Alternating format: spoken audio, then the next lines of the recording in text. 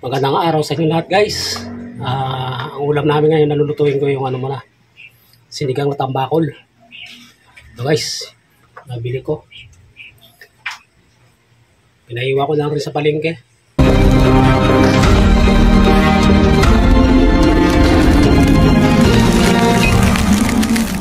Ito nga guys, meron tayong itong kamatis. Tsaka ito yung gagamitin kong kanyang gulay na panahog. Ano yan? Kamote. Tapos ng kamoteng puti. So gayatin mo na to. Mabilisan lang. Nakasanayan natin sinigang. Talagang may kamatis, no? Kamatis. Di kaya mga kangkong. Yan.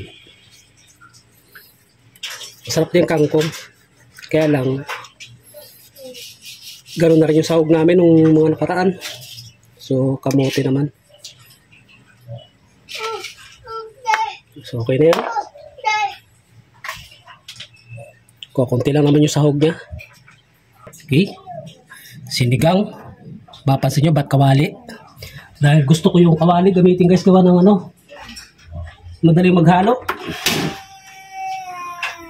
May kaserola naman ako dyan. Kaya lang, mas gusto ko sa kawali. Maalwan siya haluin. Lalo pag ganitong masikip ang ating pwesto. Yan. Papry lang natin guys. Papry ko lang ng bagya yung ating isda. Para maiba-iba naman yung ating style na sinigang. Lagyan ko na ng ating asin para dito mansik. Kasi yung isda, hindi ko na nilagyan ng asin.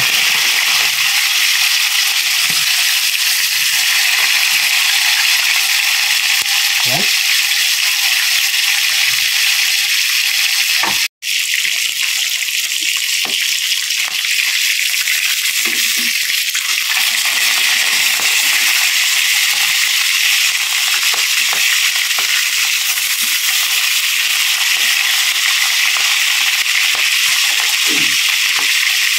Okay, yan yung kulay na gusto ko. Okay na yan. Last batch na yan. Okay na yan. Tayo na natin natin kalay.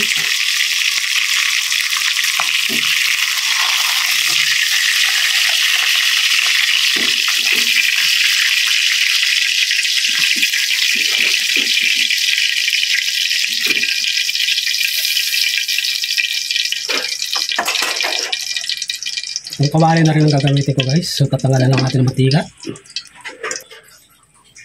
Lagay ko yung ating kamatis. Ayos na yan. So lalagay tayo ng kaya lang grabe ang presyo ng laganos. Okay, okay. Ang patis. Ang palasa. Yung pinagdinomoto. Add tayo ng water.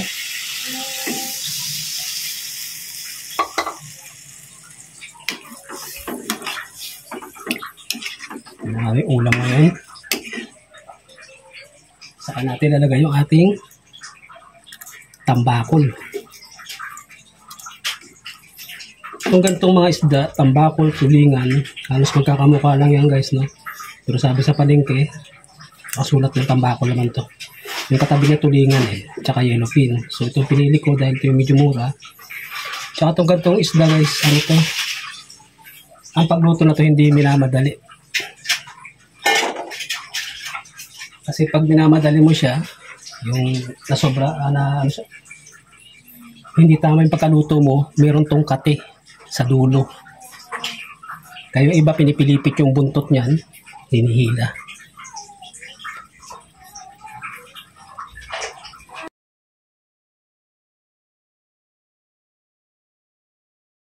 Okay guys, kumukulo na. So, ayan na siya. Ating sinigang na tambakol. Ginawa ko tong luto na to. Nanigurado na rin ako guys, no, sa isda na to. Na mas lalo ko siyang pinasarap kaysa dun sa tradisyon na sinigang na ginagawa natin.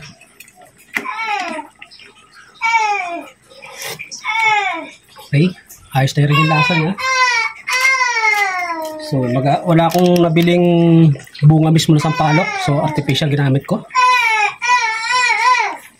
Yung nabibili sa ating tindahan. Okay na yan. So, ilagay ko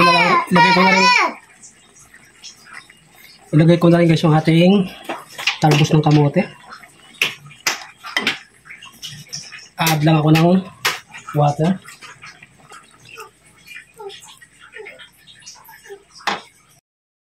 So, sakto lang to sa ulam namin.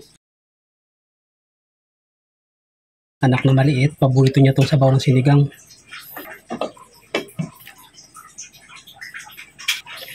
Ayan guys, luto na yan. Check lang natin ulit yung ating lasa. Meron ako ditong sili na green, kaya lang hindi ko siya ilalagay. Doon ko na lang sa ulam ko ilalagay kasi bata makita lang yung sili at di pa natitikman, ayaw na kainin. Okay na guys, perfect.